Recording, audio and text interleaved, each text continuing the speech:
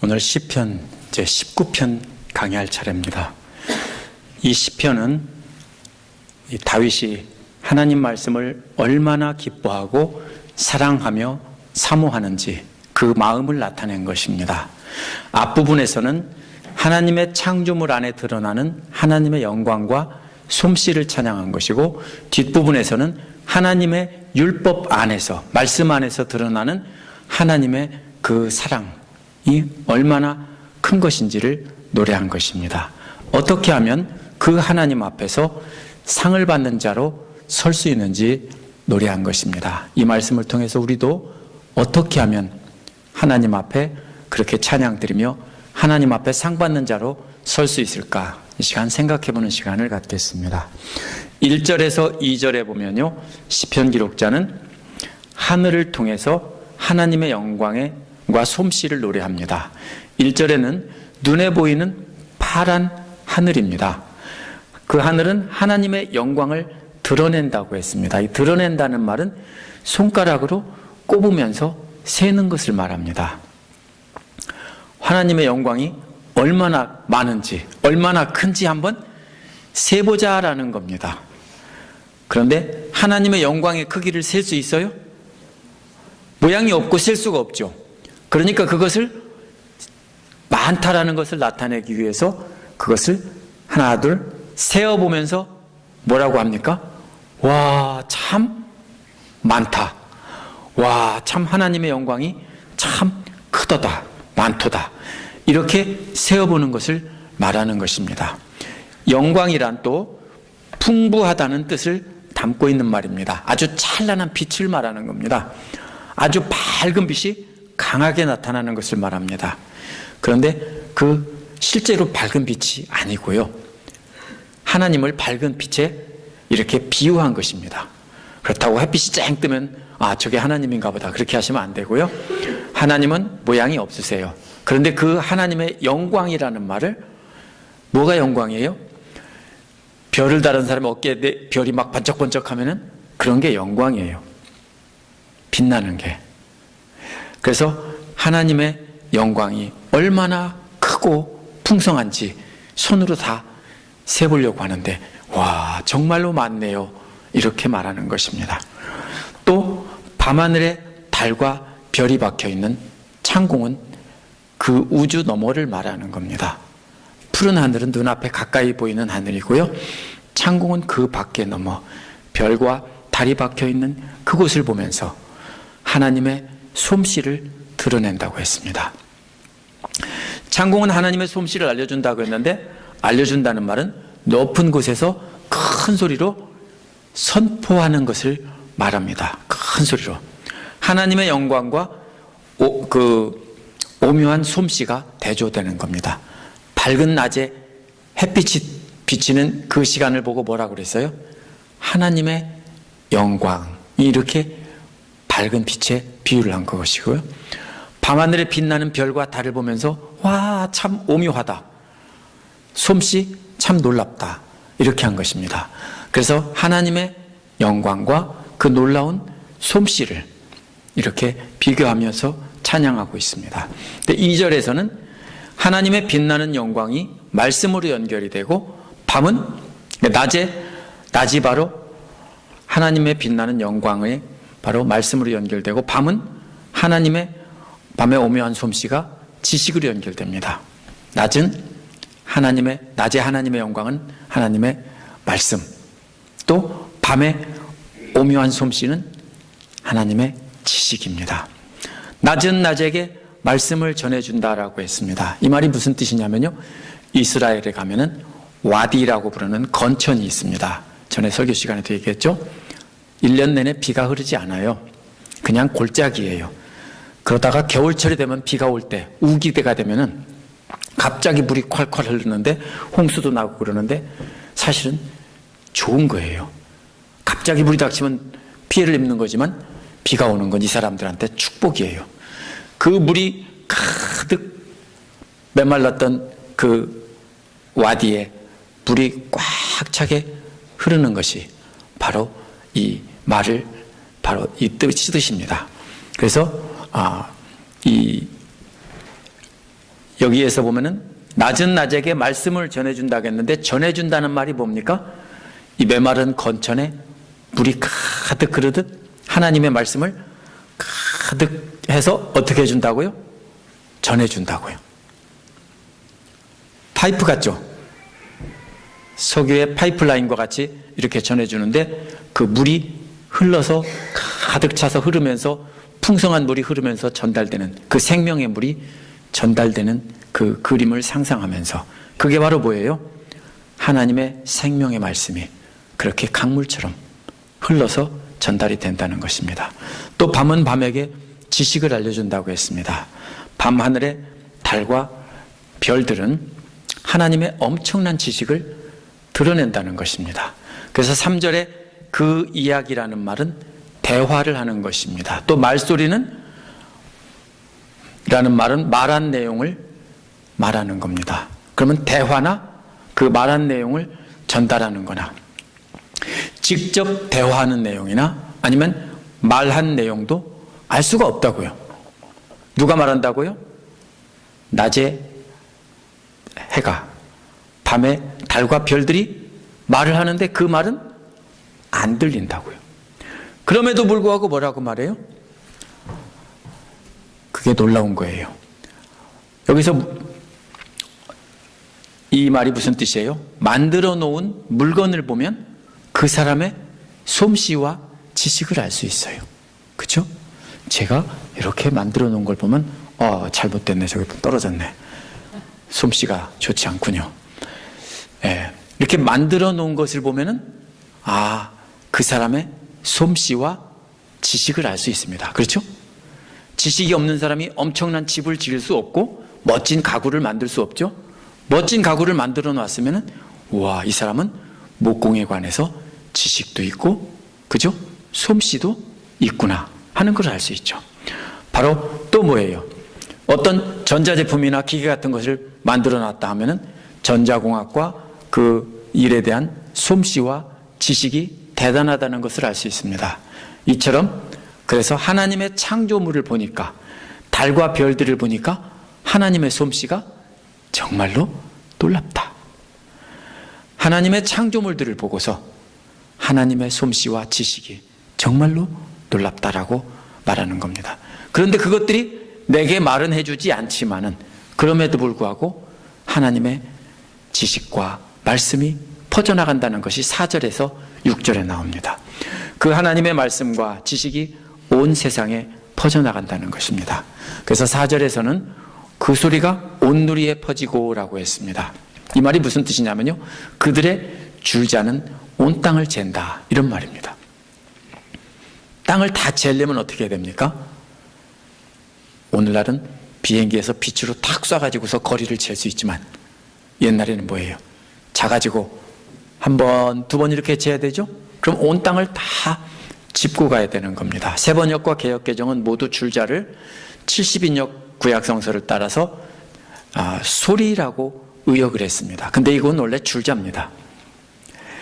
히브리어 원어에서는 그래서 3절은 하나님의 말씀과 또 지식이라는 그것이 줄자예요. 하나님 말씀과 지식이라는 줄자로 온 땅을 다 재고 지나간다는 말입니다. 그래서 세번역은 그 소리가 온 누리에 울려 퍼지고, 개역에서는 그 소리가 온 땅에 통하고 그랬는데 줄자로 둘이 붙잡고서는 자, 한 번 또 그 자리 표시해놓고 또 두 번 이렇게 재는 것입니다. 하나님의 지식과 말씀이 온 땅에 자로 재듯이 샅샅이 다 그렇게 퍼져나간다는 뜻입니다. 또 그 말씀은 세상 끝까지 퍼져나간다고 했습니다. 앞에서 온 땅 구석구석 재고 지나가는 것이 평면을 다 퍼져나가는 그림이라면, 이것은 땅 끝까지 간다는 것은 사람이 살지 않는 저 가보지도 않은 그 끝까지 그 말씀이 전달된다는, 다다른다는 뜻입니다. 그래서 이번에는 강물처럼 흐르던 말씀이 어디까지 갑니까? 땅 끝까지 전달된다, 이런 말입니다. 이렇게 세상에 퍼져나가는 하나님의 말씀과 지식을 깨닫는 것이 얼마나 기쁘고 즐거운 일인지 해에 비추어서 묘사를 했습니다. 그 4절 뒷부분에서는 해에게 하늘의 장막을 쳐주셨다라고 했습니다. 저녁이 되면 해가 서산 너머로 지평선 너머로 넘어가죠. 그러면 그걸 가지고 뭐라고 그래요? 하나님이 저 서산 너머에 해에게 텐트를 쳐줬다. 그래서 해가 그 텐트 속으로 쏙 들어가서 안 보인다. 이런 얘기예요. 그런데 밤에는 잠을 자고서 나오는데 이 텐트는요, 단순한 텐트가 아니라 신혼부부의 신방이에요. 이스라엘 사람들은 신혼부부의 신방도 텐트죠. 그래서 5절에서 뭐라고 했습니까? 아침 해가 뜨는 것을 신방에서 나오는 신랑처럼 기뻐한다는 것입니다. 아름다운 신부와 텐트 안에서 첫날 밤을 지내고 나니까 어떻게 돼? 좋아서 입이 귀에 걸렸어요. 그래서 좋아서 막 싱글벙글하면서 나오는 모습이 바로 아침에 해가 뜨는 모습이 바로 그와 같다는 거예요. 이게 뭔 얘기입니까? 하나님의 말씀과 지식을 경험하고 알고 나니까 그것이 너무 좋아서요, 입이 귀에 걸려서 싱글벙글하고 그런다는 뜻이에요. 신방에서 나오는 신랑처럼, 해가 신방에서 나오는 신랑처럼 이라는 말은 그 말씀을 알고 오묘한 지식을 깨닫고 나서 기뻐하는 모습이에요. 얼마나 좋겠어요. 또 제기를 달리는 용사처럼, 이 말은 뭐냐면요, 축구 같은 거 할 때 보면 이기잖아요. 결승골을 넣거나 그러면 축구 선수들 어떻게 막 경기장을 돌면서 환호하면서 뛰죠? 바로 그런 거예요. 그게 바로 제기를 달리는 용사처럼이라는 말이에요. 승리한 용사가 뭐예요? 사람들 앞에서 막 달리면서 환호하면서 손을 들겠죠? 승리했다, 이겼다. 바로 그런 뜻이에요. 얼마나 기쁘겠어요. 그래서 주의 말씀과 교훈을 깨달은 기쁨이 뭐 같아요? 해가 아침에 떠오르는 것처럼, 신랑이 텐트에서 첫날 밤을 지내고 나오는 것처럼 그렇게 밝고 기쁘고, 또 승리한 용사가 환호성을 치면서 달리는 것처럼 그렇게 기쁘고, 그럼 모든 사람들이 막 좋아하고 본인은 더 기뻐하고 그러겠죠? 그런 뜻이에요.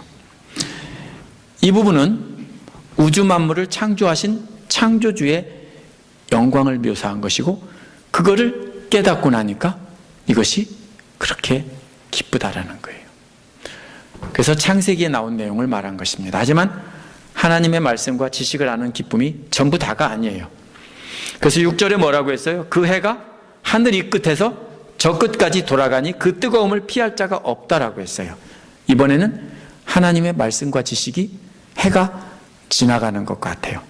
그러면 한국 같은 곳에서는 뜨거움을 피할 곳이 있어요. 어디로? 그늘로, 나무 밑으로.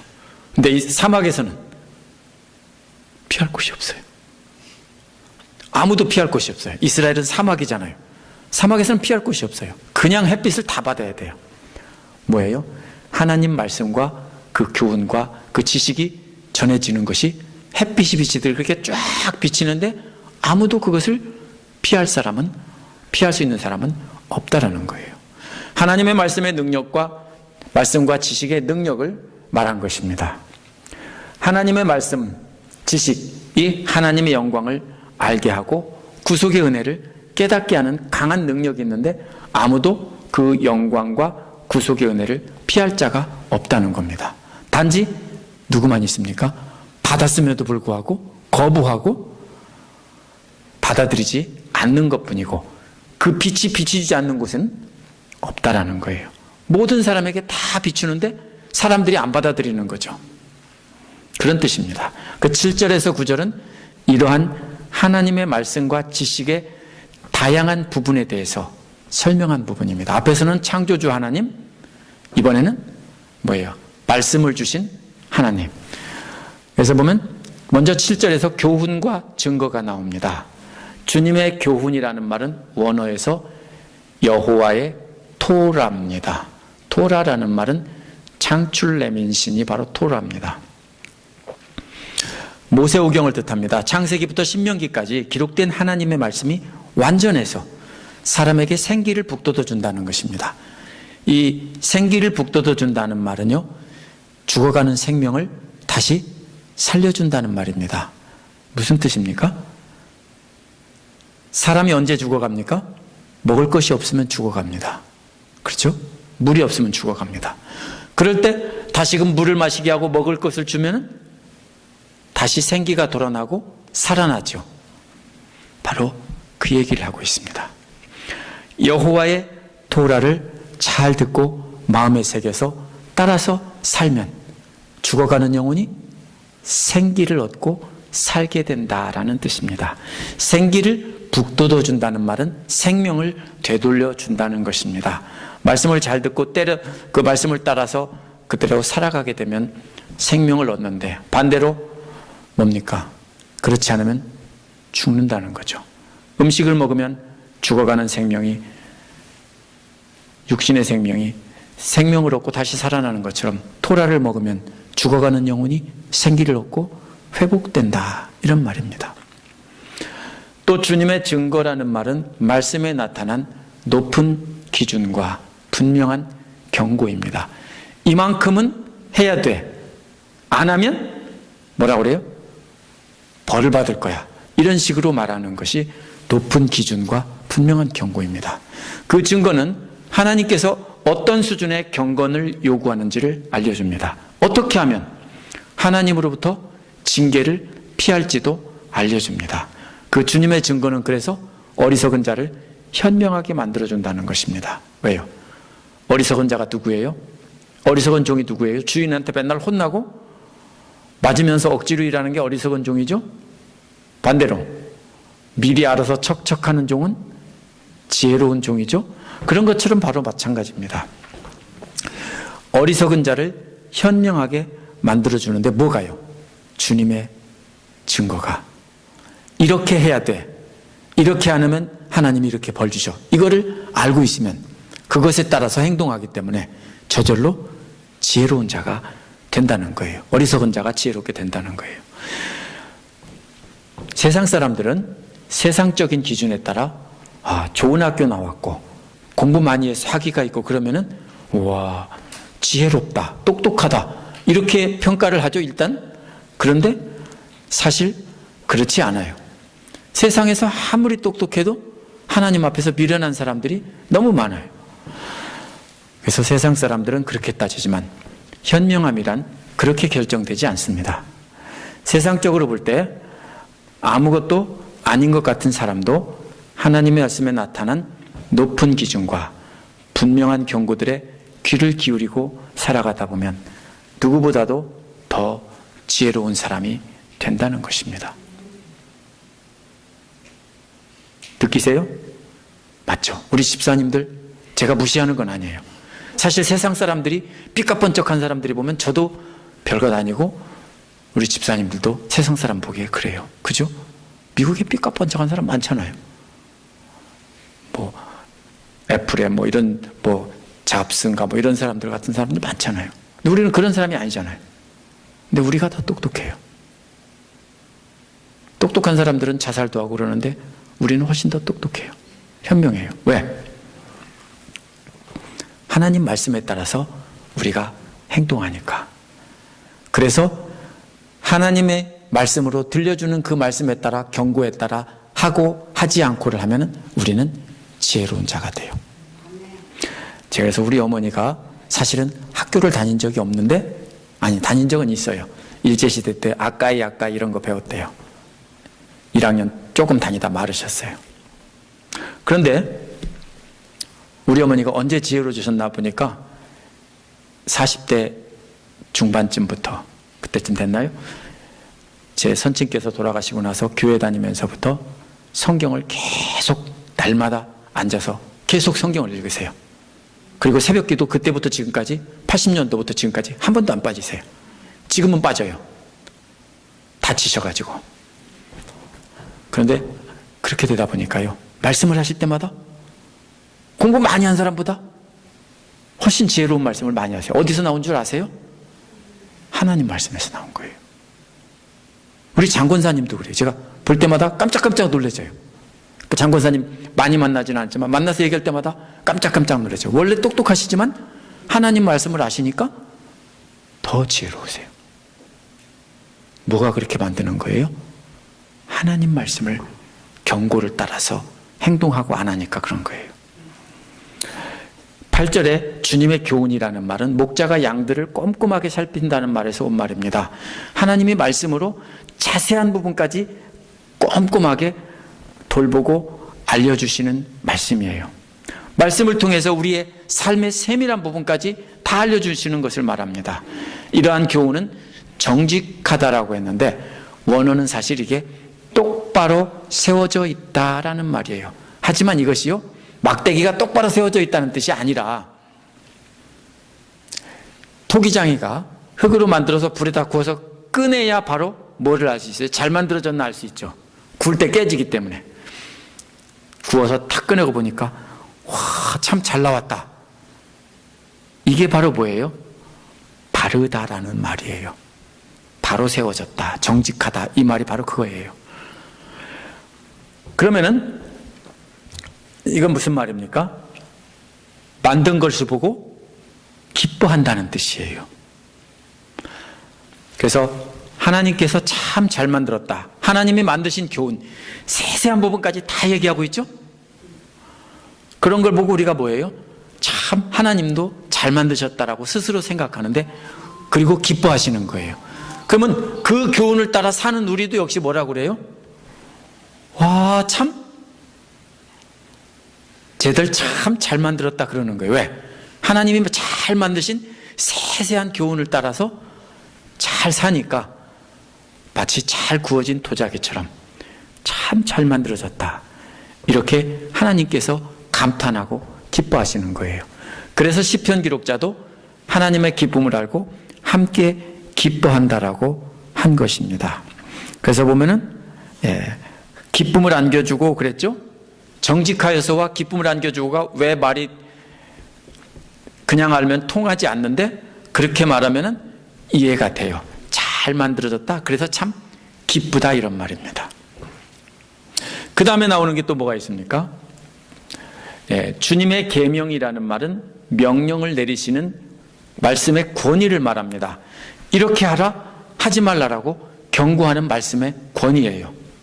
근데 그 권위가 순수하다라고 했어요. 이것도 말이 안 돼요. 아가서 6장 10절에 보면요, 이 똑같은 말이 해처럼 눈부시다라고 했습니다. 순수하다는 말은요, 깨끗하다는 말이 아니고 밝게 빛난다는 뜻이에요. 하나님의 명령이 밝고 깨끗하고 투명해서 환하게 잘 비치기 때문에 잘 보인다라는 뜻입니다. 말씀이 뭐가 되는 거예요? 등불이 되는 거예요. 환히 비춰줘서 잘 보인다는 것이 순수하다는 거예요. 하얀색이면 깨끗하고 환하죠? 아무 점 없이 깨끗하면 환하죠? 그것처럼 환하게 밝히 비춰준다는 거예요. 그래서 그 다음에 뭐라고 합니까? 눈을 밝혀준다라고 했죠. 잘 보인다라는 뜻이 분명합니다.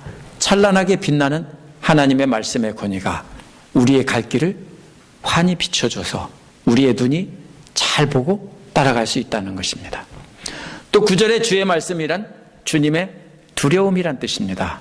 주님에 대한 두려움은 티 없이 막다라고 했는데, 이것은 무슨 뜻이냐면 구약 성경에 정결하다, 부정하다 할 때 정결하다는 뜻이에요. 뭐가 정결해요? 깨끗하다는 뜻이 아니에요. 정결한 건 뭐예요? 하나님 제물로 드릴 수 있는 흠이 없는 것이 바로 정결한 것이고요. 예를 들면 부정한 짐승들은 아무리 깨끗이 닦아도, 락스로 닦아도 그건 정결하지 않아요. 하나님이 받으실 만한 정결한 것이라는 뜻입니다. 제의적인 제사 드릴 때 정결한 제물이라는 뜻이에요. 그럼 뭐가 그렇다고요? 주님에 대한 두려움이 뭐예요? 두렵다는 말이 뭐예요? 다른 말로 말하면 경외심이에요. 하나님이 두려워서 주님의 말씀에 대한 경외감을 가지고 이렇게 하나님 앞에 서는 것이 바로, 그게 바로 뭐가 되는 거예요? 제물과 같이 정결하다는 뜻입니다. 이 말씀이 이해가 되세요? 우리가 하나님을 두려워하고 하나님의 말씀을 두려워하고 그분 앞에 엎드리고 경배하고 경외하면은 그것이 바로 뭐예요? 우리가 바로 뭐가 되는 거예요? 하나님께서 기뻐 받으시는 정결한 제물이 되는 거예요. 주님의 법규란 현명한 재판을 내린 기록이란 뜻입니다. 주님의 법규는 참되어서 한결같이 바르다라고 했습니다. 참되다는 말은 믿을만 하다라는 겁니다. 말하면 약속을 지킨다. 이게 믿을만 하다, 참되다라는 말입니다. 또 이 한결같이 바르다라는 말은 공정한 재판이라는 뜻입니다. 그래서 구약 성경에서 드러난 하나님의 현명한 재판들은 의인들에게는 상을 주시고 악인들은 멸하시는 하나님이십니다. 때로는 일시적으로 악인들이 형통하는 것 같지만 결국은 악인들은 망하게 된다는 것입니다. 지금까지 말한 게 뭡니까? 사실은 전부 토라에 관한 것인데 토라의 다양한 부분, 다양한 면을 이렇게 말한 것입니다. 예를 들면 한 사람에 대해서 제가 잘생겼죠. 그러면 눈은 와이셔츠 단추구멍만 하고 뭐 이렇게 하나씩 이렇게 따로따로 짚어가면서 이야기하는 것인데 사실은 전체가 다 뭐예요? 하나님 말씀의 다양한 면을 이렇게 말한 것입니다. 전부 다 뭡니까? 밝고 또 지혜롭기도 하고 이 모든 것이 다 하나님 말씀의 속성이에요. 그런데 이렇게 하나님 말씀의 다양한 속성들을 설명한 뒤에 10절에서 뭐라고 말합니까? 이 말씀들이 금보다도 또 순금보다도 더 탐스럽다. 무슨 말이냐면요, 갖고 싶다는 거예요. 금 갖고 싶죠. 18K보다는 순금이면 더 좋겠죠. 순금이면 팔아먹기가 좋으니까, 그렇죠? 가치가 있으니까, 돈이 되니까. 18K보다 순금이 더 가치가 있는 거예요. 더 갖고 싶다는 거예요. 18K 한 덩어리하고 순금 한 덩어리하고 가지려면 저는 얼른 순금 집어요. 팔아먹을 거니까. 그것보다 더 갖고 싶은 게 뭐라고요? 말씀이라고요. 토라라고요. 사실이에요? 솔직히 한번 말씀해 보세요. 순금 덩어리 이거만한 거 하나 있고 하나님 말씀하고 선택하라면은 순금을 짚고 싶지 않을까요? 근데 시편 기록자는 순금보다 하나님 말씀 토라가 훨씬 더 갖고 싶습니다. 이 소리예요. 이게 시편 기록자의 고백이에요. 그 다음에 또 뭐라고 그랬어요? 왜 그렇게 갖고 싶어요? 순금이 뭐예요? 변하지 않아요. 이집트 시대의 왕관도 그대로 지금까지 금이고요. 백제 시대 금관도 지금 파내면 지금도 그대로 순금은 다 금이에요. 금하고 동하고 섞인 건 다 썩었어요. 금만 남고, 그죠? 근데 순금은 그대로예요. 무슨 뜻이에요? 하나님 말씀은 영원히 가치가 있어서 내게 가장 소중한 보물이기 때문에 내가 그걸 꼭 갖고 싶습니다. 이 소리입니다. 그 다음에 순금과 금과 순금과 짝을 이루는 대구, 씨라면 항상 짝이 있어요. 그죠? 꿀과 송이꿀입니다. 꿀은 그냥 꿀이에요. 송이꿀은 뭐예요? 벌집을 통째로 땄는데 딱 땄는데 거기서 꿀이 뭡니까? 줄줄 흘러요. 그게 송이꿀이에요. 그릇에 담아놓은 꿀보다 진짜 산에서 벌집을 채로 땄는데 거기서 꿀이 줄줄 쏟아지는 그 송이꿀보다 더 달콤하고 그렇다는 겁니다. 맛이에요. 이번에는 갖고 싶다 하겠는데 이번에는 맛. 하나님 말씀이 얼마나 맛있는 줄 아냐? 갖고 싶을 뿐 아니라 그렇게 달콤할 수가 없다라는 겁니다. 공감이 되세요?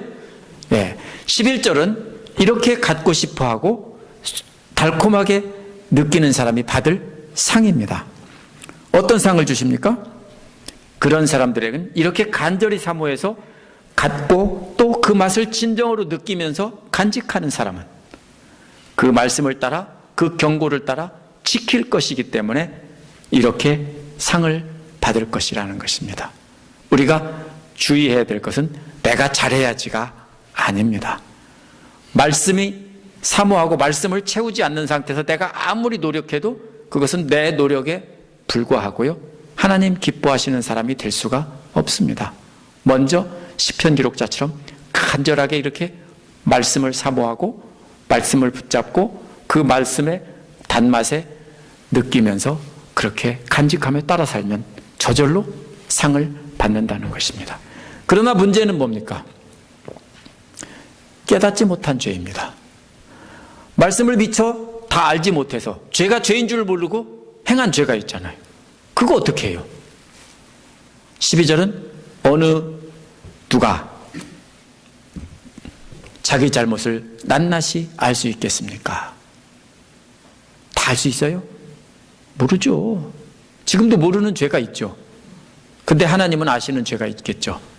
그럴 때 아무도 말씀에서 하지 말라고 하는 말씀에 대해서 완벽하게 다 알고 다 행할 사람은 하지 말라는 거 아무도 다 행하지 않고 완벽하게 지킬 사람은 아무도 없다는 거예요. 어느 누가 그렇게 하느냐고요. 하지만 만약 말씀을 비록 깨닫지 못해서 지키지 못한 죄가 있다면 그것은 깨끗이 씻어달라는 겁니다. 그 죄는 하나님 용서해 주세요. 이런 말입니다. 하나님 말씀을 그렇게 간절히 사모하고 맛을 느끼며 실천하고 있기 때문에 혹시 자기가 몰라서 지은 죄가 있다면 용서해 주세요. 이런 기도입니다. 13절은 모르고 지은 죄와 반대로 죄인 줄 알면서도 고의로 죄를 짓지 않도록 막아달라는 겁니다. 알고도 짓는 거는 더 나쁜 거죠. 그래서 그런 죄는 하나님 막아주세요. 또 죄의 소나기에서는 다시 잡히지 않게 지켜달라는 것입니다. 그때야 비로소 다윗은 온전하게 되어서 끔찍한 죄악을 벗어버릴 수 있다는 것입니다. 온전하게 된다는 말은 흠이 없다는 말입니다. 죄가 하나도 없어서 흠이 없는 게 아니라 하나님 말씀을 간절히 사모해서 가지고 있고 항상 지니고 있으면서 그것을 음미하는 사람입니다. 이 1편에서 뭐라고 그랬어요? 주야로 묵상한다고 했죠. 먼저 어떻게 해야 됩니까? 말씀을 내 마음에 가지고 있어야 돼요. 그 다음에 그것을 계속 중얼중얼거리는 것이 묵상하는 거예요. 머리로 생각하는 게 아니고. 그러면 뭐를 할 수 있어요? 그게 맛보는 거예요. 계속 중얼거리면서 맛을 봐요. 그러면은 미처 알지 못해서 지키지 못한 것도 있지만 그거 하나님이 용서해 주신다면 앞으로 내가 말씀을 알아가면서 점점 더 잘 지킬 테니까 그러면 흠이 없게 될 것입니다. 이런 소리입니다. 마지막으로 14절에서 자신의 입의 말과 마음속의 생각까지도 주님께서 기뻐 받으시길 바란다는 겁니다. 입의 말은 그래도 이해가 되는데 자기 마음속에 숨어있는 생각까지도 주님께서 기뻐 받으시려면 이게 보통 일은 아닙니다. 그죠? 마음속으로는 우리가 저거 미워서 이렇게 하다가 꽉 누르고 말씀에 따라서 안 해야지 하는데 그 속의 생각까지도 주님께서 기뻐 받으시려면은 이게 보통 사건은 아닙니다. 그렇게 되기를 바란다고 하면서 이러한 창조주 하나님과 또 주님을 자신의 반석과 구원자가 되신다고 말했습니다. 반석이 뭡니까? 안전하게 의지하고 있을 수 있는 곳이 반석입니다. 또 구원자는 뭡니까? 위기에 빠졌을 때 건져주시는 분입니다.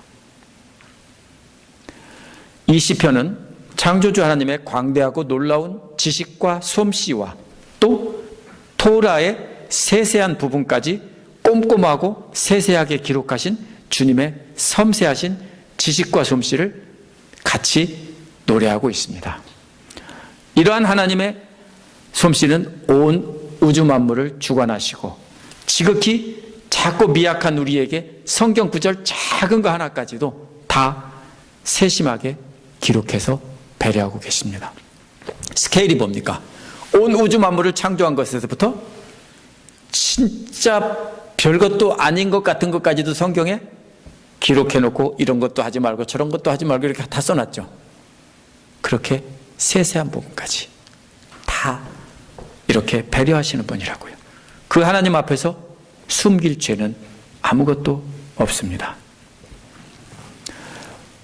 햇빛 아래 모든 것이 드러나는 것처럼 하나님 말씀 아래는 다 드러납니다. 이제 그 하나님의 말씀이 예수 그리스도를 통해 밝히 드러났습니다. 전에는 희미하게 보았지만 이제는 밝히 드러났습니다. 예수 그리스도의 말씀이 죽어가는 자에게 생명을 주고 어리석은 자를 지혜롭게 하고 하나님을 기쁘시게 하는 존재로 살아가게 하시고 우리 눈을 밝혀서 바른 길로 가게 하십니다. 말씀보다 더 귀하고 맛이 나는 것은 세상에는 없습니다. 그 말씀 따라 살되 우리가 미처 깨닫지 못한 죄는 하나님 용서해 주세요. 씻어 주세요. 그리고 우리가 입의 말뿐 아니라 마음속에 생각까지도 주님 기뻐 받으실 수 있게 그렇게 저를 인도해 주세요. 이것이 시편 기록자의 고백입니다. 우리도 이러한 고백을 할 수 있기를 바랍니다. 기도하겠습니다.